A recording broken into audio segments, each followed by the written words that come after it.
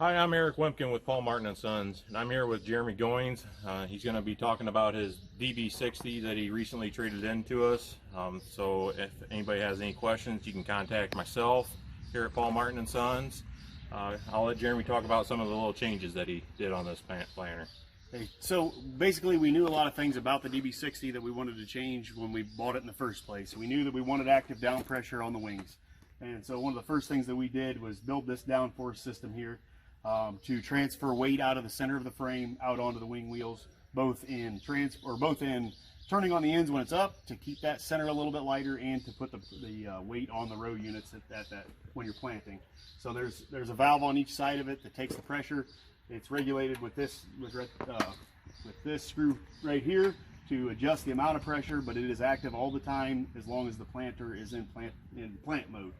One of the other issues that we didn't like about it was that you couldn't fill the seed tanks and drive down the road without a concern of hurting the back end of the planter, being too much weight back there. So we actually slid the seed tanks 40 inches forward and remounted them here. You can still reach with any seed tenders that are on the market. There's still plenty of room to get to it there, but it just transfers the weight right down to the wheels instead of actually hanging on the back of the frame.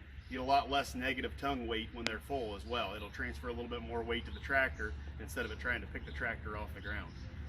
When we were doing that, we actually changed all the lift cylinders as well, so that it will lift higher in the field. So you're not sagging with the back of it and grabbing your smart firmers and your seat firmers on the back when you try to back into corners. So now both ends of the lift cylinder come out at the same time every time you grab the lever. So you actually get about 5 to 6 inches more ground clearance turning on the ends and backing into corners than the way it was originally. Talking here with Jeremy on a couple of things that he did with the planter.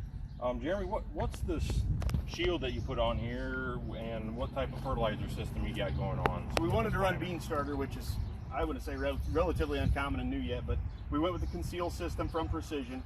And the one thing that we found that was an issue with them that they didn't kind of run into a lot of, planting into corn stalks no-till, the stalks would come in and grab the fertilizer hoses going down to it.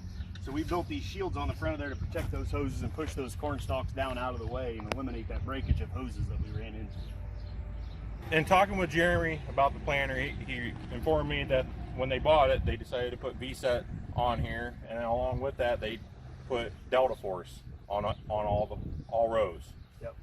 So it is the full DeltaForce system with weight pens on every row unit. They're all independently adjusted automatically on the fly, and then also the vSets, which are the electric drives.